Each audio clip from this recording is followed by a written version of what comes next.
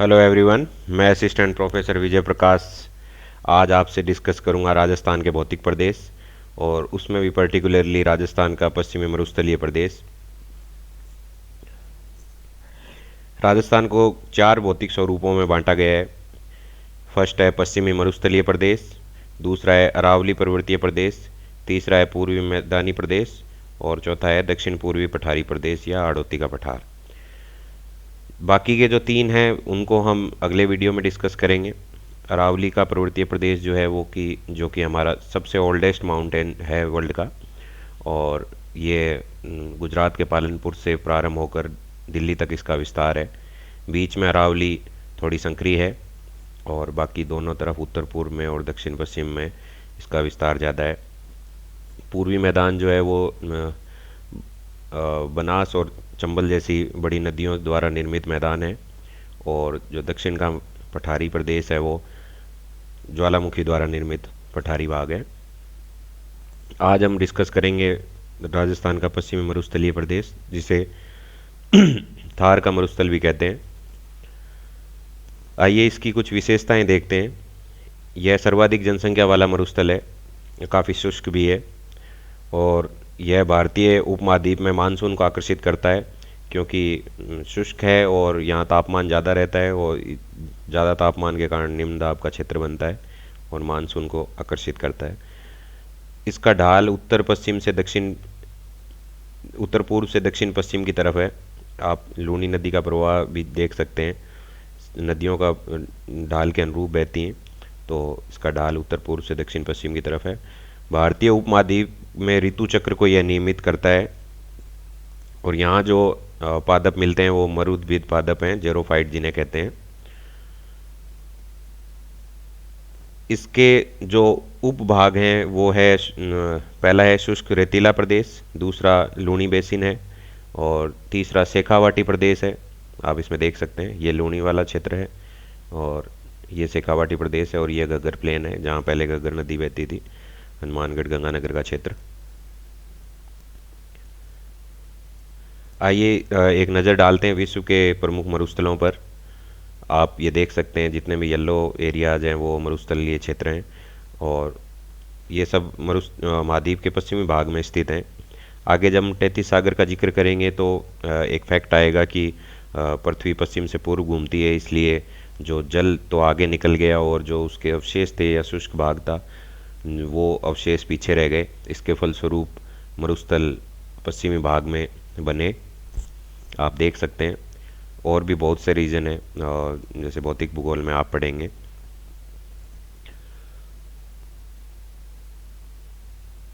आइए देखते हैं भौतिक जो हमारा पहला पश्चिमी मरुस्थलीय प्रदेश है इसके बारे में। इसका निर्माण नियोजोइक महाकल्प में हुआ, उसमें भी प्लेस्टोसिन नियोजोइक महाकल्प में ये बनना शुरू हुआ था और प्लेस्टोसिन युग में इसका निर्माण हुआ। और इसका 61% जो क्षेत्र है उसमें राजस्थान की 40% जनसंख्या निवास करती है। टोटल राजस्थान का 40% एरिया है, लगभग हाफ से भी ज़्यादा है, और इसे थार का मरुस्थल, भारत का विशाल मरुस्थल भी कहते हैं। यह शुष्क और अर्धशुष्क मरुस्थल है। प्राचीन काल में यहाँ सरस्वती नदी बहती थी। इसकी उत्पत्ति तैतीस सागर के अवशेष के रूप में हुई है। आइए देखते हैं कि तैतीस सागर क्या है और गोंडवाना लैंड क्या है, ये सब डिस्कस करते हैं। प्रारंभ में पेंजिया और पैंथालोसा दो चीज़ें थी। पेंजिया जो था वो भूभाग एक यूनाइटेड रूप में था, आप यहाँ देख सकते हैं। यूनाइटेड रूप में पेंजिया था और उसके चारों तरफ जो जल था उसे पैंथालोसा कहते थे। कालांतर में उसका विखंडन होने से उत्तरी भाग जो लोरेंशिया कहलाया, जिसे अंगारा लैंड भी कहते हैं, और दक्षिणी भाग गोंडवाना लैंड बन गया। इसके बीच का जो ये क्षेत्र था वो तैतीस सागर था, और बाद में ये विखंडन और ज़्यादा हुआ तो महाद्वीप इस शेप में आ गया और ये प्रेजेंट शेप है। और तैतीस सागर जैसा कि मैंने बताया इस भाग में था, और बाद में उसके अवशेषों से पश्चिमी मरुस्थल का निर्माण हुआ है। आइए देखते हैं कि ऐसी कौन कौन सी जो प्रूफ हैं वो बताते हैं कि यहाँ तैतीस सागर था और उसके अवशेषों से ही इस पश्चिमी मरुस्थलीय प्रदेश का निर्माण हुआ है। पहला प्रूफ है कि यहाँ अवसादी चट्टानें ज़्यादा मिलती हैं। दूसरा हमारा प्रूफ है कि यहाँ खारे पानी की झीलें बहुत ज़्यादा हैं। और खारे पानी, आप जैसे तैतीस सागर तो समुद्र का जो में लवणता ज़्यादा होती है, और बाद में उसके जो अंश थे लवण के वो यहाँ की झीलों में मिले होंगे, तो इस कारण यहाँ की झीलें खारी हैं। और खनिज और प्राकृतिक गैस के भंडार भी ये बताते हैं कि यहाँ जो जीव रहे होंगे, समुद्री जीव जो तैतीस सागर के हैं, उनके कालांतर में दब जाने के कारण खनिज तेल और प्राकृतिक गैस और कोयले जैसी चीज़ें बनी हैं।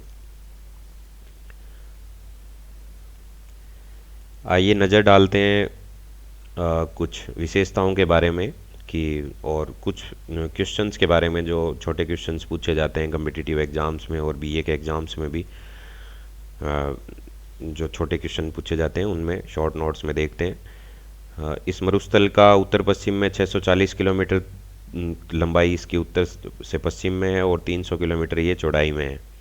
इसका विस्तार 12 जिलों में है। वो ज़िले देख लेते हैं, जैसे आपका हनुमानगढ़, गंगानगर, चूरू, झुंझुनू, बीकानेर, सीकर, नागौर, जोधपुर, जैसलमेर, बाड़मेर, पाली, तो ये क्षेत्र, और जालौर, ये क्षेत्र इस पश्चिमी मरुस्थलीय प्रदेश में आते हैं। ये 12 जिलों में मुख्य रूप से मरुस्थल है, इन्हें शुष्क जिले भी कहते हैं। इसमें आप देखेंगे कि आप छोटे क्वेश्चंस देखते हैं कि सेवन घास क्या है। सेवन घास, यहाँ जो घास पाई जाती है मरुस्थल में उसे सेवन घास कहते हैं। और एक क्वेश्चन पूछा जाता है लाठी सीरीज क्या है। तो लाठी सीरीज यहाँ भूमिगत जल जो मिलता है वो पश्चिमी मरुस्थल में वो मीठे पानी वाला भूमिगत जल है। भूमिगत जल यहाँ थोड़ा मीठा है, तो वो एक लंबी सीरीज के रूप में लाठी की तरह लंबवत है, तो इसीलिए उसको लाठी सीरीज कहते हैं। आकल वुड फॉसिल पार्क, जुरासिक युग के बाद में जीवों के दब जाने से और वनस्पति के दब जाने से यहाँ जीवाश्म पाए जाते हैं, और इसीलिए ये जैसलमेर में है आकल वुड फॉसिल पार्क। टाट और रन, मरुस्थलीय क्षेत्र में टीलों के मध्य जो निम्न भूमि मिलती है वहाँ अस्थायी रूप से पानी के जमाव से अस्थायी झीलें बन जाती हैं, उसे टाट या रन भी कहते हैं। अब हमारे सामने तीन चीज़ें हैं, इर्ग, रेग और हमादा। इर्ग उस मरुस्थल को कहते हैं जहाँ पर बालू, सिर्फ रेत ही पाई जाती है, उसमें पत्थर के अंश नहीं होते, ओनली रेत वाले मरुस्थल को इर्ग कहेंगे। रेग में इन दोनों का मिक्स पाया जाता है। रेग में बालू रेत के साथ में प्लस पत्थर के अंश भी आपको मिलेंगे। और हमादा जो है वो आपका पूरा ही पथरीला मरुस्थल है।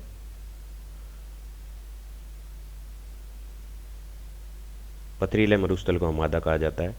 यहाँ अगर आप एक ऐसे यहाँ ट्रायंगल की शेप में यहाँ पर हमादा मरुस्थल मिलता है, ये पोखरण, बालोतरा और फलौदी के बीच में, इस क्षेत्र में को पथरीला मरुस्थल कहा जाता है। अब देखते हैं बालू का स्तूपों के प्रकार क्या क्या हैं। पहला प्रकार अनुप्रस्थ बालू का स्तूप है। इसमें हवा की दिशा के साथ में रेत के टीले बनते हैं, इसे अनुप्रस्थ बालू का स्तूप कहते हैं। अनुदैर्ध्य आड़े तिरछे हवा के अनुरूप नहीं होते हैं ये, और आड़े तिरछे बालू का स्तूप बन जाते हैं, इन्हें अनुदैर्ध्य बालू का स्तूप कहते हैं। बरखान जो अर्धचंद्राकार या चंद्राकार शेप में होते हैं उन्हें बरखान कहा जाता है। गोल्डन ड्रॉप्स, गोल्डन ड्रॉप्स के साथ में आपको मावट के बारे में भी पता होना चाहिए। मावट सर्दियों में होने वाली बरसात को कहते हैं, जो कि रबी की फसल के लिए काफ़ी फ़ायदेमंद होती है। भूमध्य सागर में से मावट, पश्चिमी हवाओं के साथ में मावट की बरसात होती है, और यह गेहूं की फसल के लिए और रबी की फसल के लिए काफ़ी फ़ायदेमंद होती है, इसीलिए इन्हें गोल्डन ड्रॉप्स कहा जाता है। तो मावट की बूंदों को गोल्डन ड्रॉप्स कहा जाता है। लू, आप सब जानते ही होंगे कि लू स्थानीय पवन है और गर्मियों में चलने वाली स्थानीय शुष्क गर्म हवा को लू कहा जाता है। आइए देखते हैं कि क्या क्या अपॉर्चुनिटीज़ हैं पश्चिमी मरुस्थलीय प्रदेश में। एक तो यहाँ सौर ऊर्जा के लिए काफ़ी संभावनाएं हैं, काफ़ी जगह सोलर पार्क्स भी बनाए गए हैं, और खनिज तेल के लिए और प्राकृतिक गैस के लिए भी काफ़ी भंडार हैं। अभी हाल फिलहाल पचभद्रा में रिफाइनरी भी लगाई गई है। प्राकृतिक गैस के भंडार जैसे मंगला, भाग्यम और ऐश्वर्य, ये सब के मद्देनज़र पश्चिमी रेगिस्तान में काफ़ी क्षेत्रों में संभावनाएं तलाशी जा रही हैं। अगले वीडियो में हम डिस्कस करेंगे अरावली पर्वतीय प्रदेश के बारे में, पूर्वी मैदानी प्रदेश के बारे में, दक्षिण पूर्वी पठारी प्रदेश, हाड़ौती पठार के बारे में डिस्कस करेंगे। धन्यवाद।